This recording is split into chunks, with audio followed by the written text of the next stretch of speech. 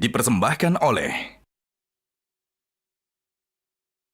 Kita mau jawab dulu pertanyaan Mas Hindu tadi. Mbak Yuni tuh dikenal sangat emosional gitu ya dalam membawakan lagu dan mampu menghidupi lagu-lagunya. Nah, aku pengen tahu nih, ada nggak sih kisah getir di lagu atau orang bilang kutukan lagu gitu yang akhirnya Mbak Yuni merasa kok hidupku sama ya kayak di lagu yang aku bawakan gitu. Dan lagu apa kayak gitu?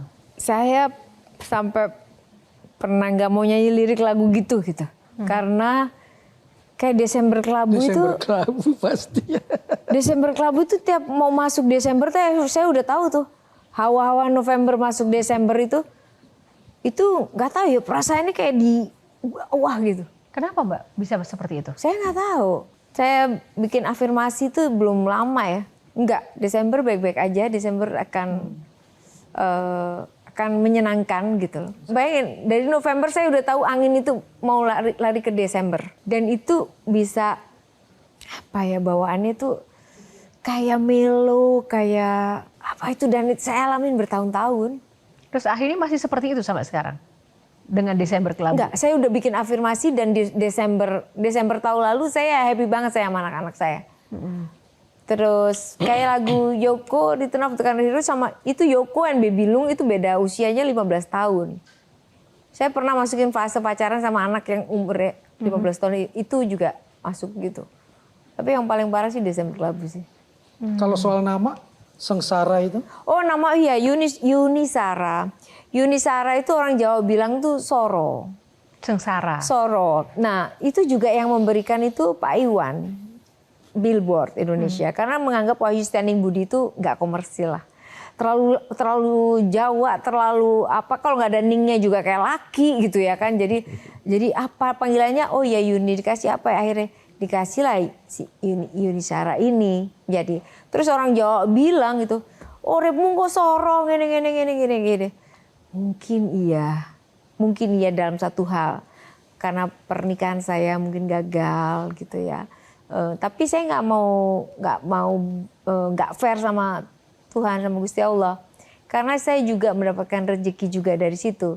Jadi saya anggap balance lah itu. Mbak Yuni, ada 9 box di sini. Mbak Yuni harus pilih salah satu box nomor berapa. Di dalamnya ada pertanyaan Mbak Yuni. Seperti tanggal lahir saya deh, nomor 3. Kita akan tanggal lihat lahir. dulu. Tanggal 3 bulan apa Mbak? Juni. Bulan Juni. Oh 3 bulan Juni, jadi Gemini ya Mbak ya? Iya. Oke, kita buka box nomor 3. Ini lucu ini, tenun-tenun apa ya? Ya, gajah duduk. Rapid question. Oke, ini ada pertanyaan cepat untuk Mbak Yuni. Harus dijawab dengan cepat pilihan-pilihan ini ya. Yang pertama, pebisnis atau relawan? Relawan. Pebisnis dong. Kenapa dikoreksi? Relawan itu bukan satu pilihan menurut saya. Karena saya sering melakukan dengan sukacita aja. Dan memang udah menjadi bagian. Iya. Oke, nice. Yang kedua, lagu sendiri atau cover? Cover, tapi saya pengen berusaha untuk bikin lagu sendiri sekarang. Oke. Flat shoes atau high heels? Flat shoes terpaksa kalau semua harus panjang, ini kayak flat shoes karena celana saya panjang. Sekarang udah apa, high heels maksudnya. Sekarang lebih udah pendek karena pernah jatuh. Hidup tanpa makeup atau hidup tanpa barang branded? Hidup tanpa makeup. Why? Sebenarnya saya suka, muka saya paling suka ya muka saya bangun tidur. Branded itu tuh status aja. Saya kadang-kadang pakai ini cuman karena ya status aja. Kayak misalnya saya memakai mobil ini hanya karena ini jujur sebenarnya. Saya nggak penting-penting amat. Mobil sebenarnya yang penting ada AC dan lain-lain. Karena saya pakai itu cuman apa? Orang mau nilai saya dari mana? Saya nggak suka banget ditaker tuh. Gitu Karena ya? orang kita kan lihat orang tuh berapa detik pertama, iya gitu loh.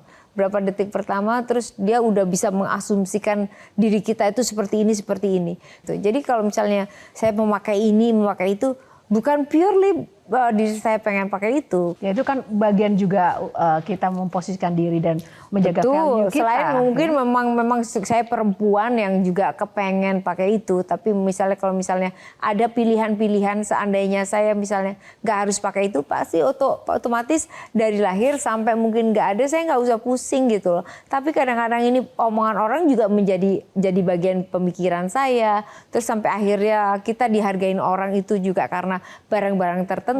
Oke, ini yang terakhir nih. Pertanyaan saya dan sejuta umat nih. Awet muda atau awet kaya? Saya pengen kaya loh. Saya pengen kaya lahir batin. Artinya saya bisa menuntaskan putra-putra saya sampai di tempat yang pas gitu. Saya bisa kaya karena saya masih berjuang terus. Berjuang untuk putra-putra, Mbak.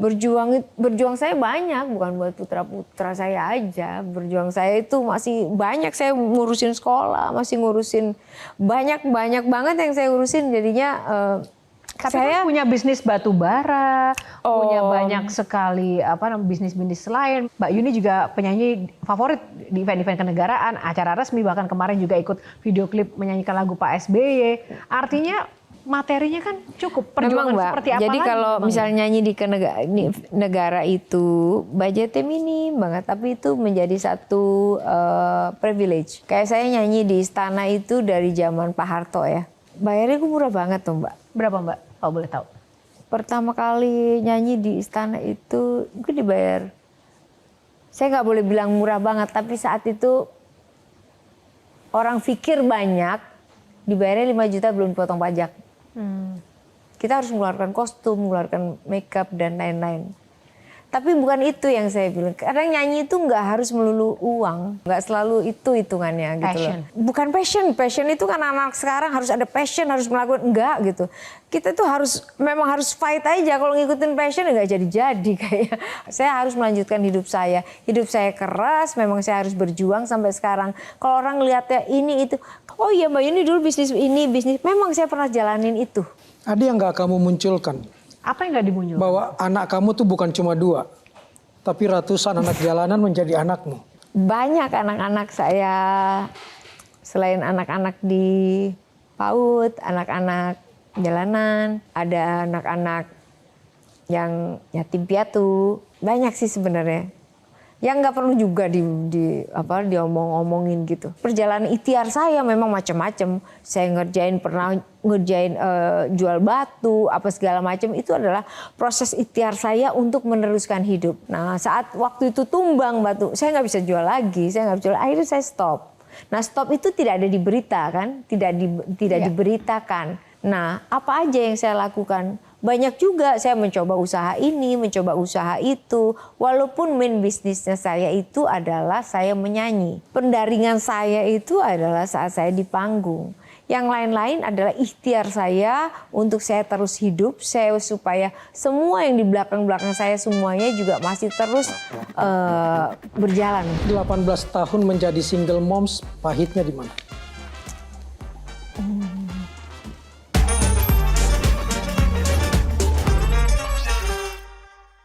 Dipersembahkan oleh Jelajahi cara baru mendapatkan informasi. Download Metro TV Extend sekarang.